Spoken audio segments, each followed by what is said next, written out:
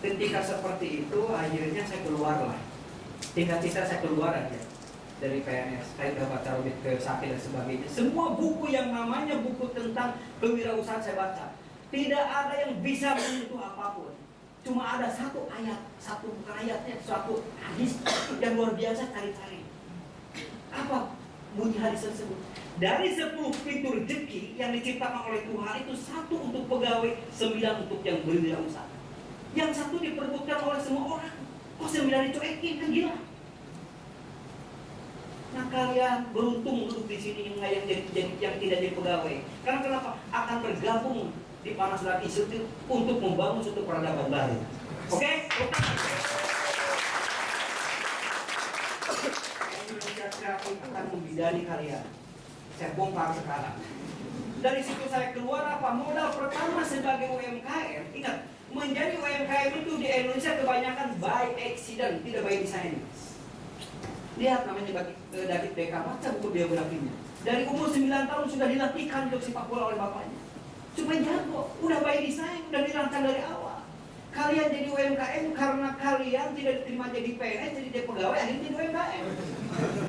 Pikirannya modal, uang dan sebagainya. Kalau mau jujur saya kasih per orang sekarang 100 juta aja per orang. Kalian bingung, pertanyaan saya.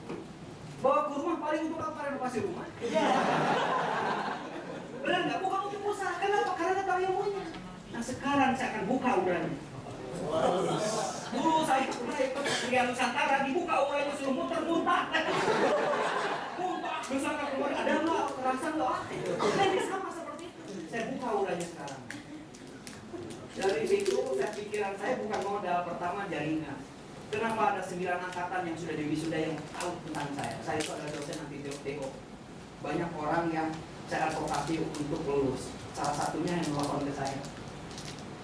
Karena kenapa? Karena dosen muda itu eksistensi, dia ingin diakui jadi dosennya, akhirnya hilang. Ya kasih nilai kecil sebagainya, emangnya mudah ngeluarin orang, anak orang itu susah masuknya dan sebagainya, yang keluarin aja. Padahal belum tentu dia bodoh, barangkali dia lagi sakit. Kasih tugas aja, saya bilang. Akhirnya banyak beberapa dari anak didik saya itu sudah bisa lulus. Ada salah satunya ada telepon ke saya, Mas, sekarang nggak ngajar ya tidak. Lalu ngapain? Mau berwirausaha. Kalau mau berwirausaha datanglah ke saya. Mau ngapain?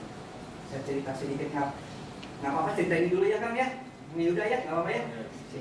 Cerita dulu. Ini lanjutin ya kan nih? Karena saya itu tidak piawai menceritakan teori orang lain. Saya itu adalah murid pertama dari karya yang saya buat. Oke? Tapi belum tentu murid pertama itu menjadi murid teladan. Murid teladannya adalah kalian semua. Saya berbicara tentang diri saya dan nggak mau menceritakan tentang teori orang lain. Kalau cerita tentang bisnis dengan berapi-api, sedangkan dia bukan berbisnis, bahaya. Apa bedanya dengan yang seperti di kampung rambutan?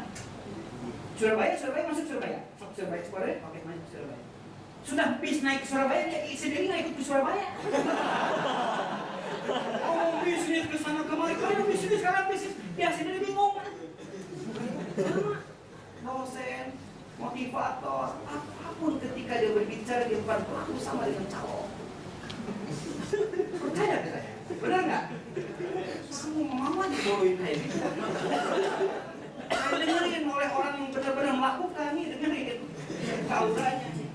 Saya telepon Mas, katanya kalau memang mau berbisnis ke sini kemana? Datang ke Cibitung. Ketika saya datang ke sana ada pabrik oli. Aku pengen jualin Evalu. Ketemu dengan orang itu. Oh, saya bilang, saya baru lihat mukanya. Karena kan dari sekian banyak mahasiswa, saya lupa mukanya, cuma namanya juga lupa. Ketika ketemu, dia kenal saya. Mas, katanya saya lagi bikin cetakan oli untuk Penjualin dan Evalu baru cetakannya. Kebutuhannya sebulan itu 6 juta. Bisa nggak Mas bikin cetakannya? Bisa, saya bilang. Ya dari mentang-mentang saya lagi ngangguran pusing ya, sensitif ya. Saya bilang yang ada di wajah gue kan gitu kan. Ini katanya, Mas cengkolnya, saya minta SPK-nya, nggak apa-apa, nggak perlu pakai uang muka, saya orang tahu gini. Dia tanda tangan, loh kenapa kamu tanda tangan, bos kamu yang tanda tangan? Saya Mas. Ternyata dia jadi bosnya. Akhirnya saya bawa sampel botol itu, saya bawa ke Bandung beli mesin untuk bikin cetakannya. Kayak kue kan bikin cetakannya ya, saya pakai CNC dan sebagainya. Kenapa ngerjainnya di mana? Bandung itu banyak mesin yang canggih tapi idle. Ada IPTN, ada LIPI, ada semuanya barang itu idle punya pemerintah. Saya kerjain malam-malam di Pinang. Sebulan jadi. Tahun 2001 krisis moneter itu masih kental. Banyak pabrik yang tutup. Saya cari pabrik injeksi molding itu di Bandung. Kalau saya bilang butuh 10 buah aja untuk sampel untuk diprotokol bagusnya. Mana uang mukanya? Jaminannya setangan saya. Kerjakan. Ternyata 10 buah itu setelah saya kirim ke sana masuk. Besoknya saya dapat orderan pertama 10.000 buah. Harga satu botol Rp1.000. Totalnya berarti 10 juta. Kirain 10.000 buah itu 1 bulan. Ternyata 3 hari aja sudah beres. 3.500 per hari. Ternyata cetakan itu beranaknya. Pas dikirim ke sana 1 minggu, apa kabarnya setelah 1 minggu dari orang mantan mahasiswa saya? Mas masuk meskipun ada ukurannya masuk, tapi nggak apa-apa masuk dan ini fungsinya bagus sekali. Saya bersyukur. Kenapa bersyukur? Karena disitulah barangkali letak usaha saya dan doa. Aku sesuai dengan prasangka hamba. Kesuksesan 1000 langkah ke depan, bagaimana kita melangkahkan kaki pertama itu kuncinya. Dapat apa? Hasil dari situ saya dapat pembayaran perdana 10 juta rupiah. Kenapa? Karena diterima barang. Separuhnya saya sedekahkan.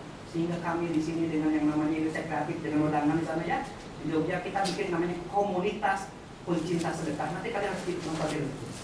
Udah siapkan kayak-kayaknya. Bukan ke saya, kalian bagikan lagi sendiri. Kenapa? Karena kalian sebagai wakil-wakil Tuhan itu harus melaksanakan seluruh sifat Tuhan. Bukan untuk dibacakan, kalian dirikan buat tolong bongkong, buat apa? Ketika kita mengharapkan rezeki yang tiba-tiba dari Tuhan, kita pun harus melakukan hal yang sama. 5 juta itu saya bagikan dengan trik dan strategi yang jitu. Apa yang saya lakukan? Ingin membuat seseorang itu mendapatkan rezeki yang tiba-tiba dari saya. Apa yang saya lakukan? Saya datang ke WC umum. Orang lain kalau mau masuk ke WC umum sudah kencing, sudah BAK, BAB, baru bayar Rp1.000, benar nggak? Saya lakukan tidak seperti itu. Sebelum kencing saya kasih 50.000. Nih, saya bilang, wah dia resah, kenapa? Padahal saya belum tentu BAB, benar nggak? Tapi dilihat gini, pikir gini, ada malaikat lagi beol. Gitu. Saya datang keluar pura-pura dengan mata yang tajam dan keluar biasa. Dia menatap saya dengan penuh luar biasa. 50.000. Tidak pernah orang melakukan seperti itu. Saya lakukan hal seperti itu dengan trik yang seperti itu. Apa kejadian? 10.000, besoknya 100.000, besoknya 200.000, 300.000, waktu 2 tahun. Omset saya per bulan sudah 1,5 miliar per bulan. Dengan penghasilan 300 juta per bulan bersih. Kehidupan saya sudah berubah total. Ada masih banyak saksinya tuh, ada pacar ini. Namanya buatan bunga Indonesia ya. Itu kerajaan saya pertama.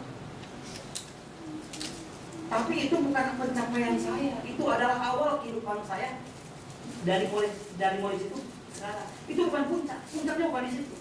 Disitulah awal kehancuran saya sebetulnya. Kenapa? Rumah sudah pindah yang tadinya di pinggiran masuk ke dalam kota. Dalam kota cari real estate yang paling mahal.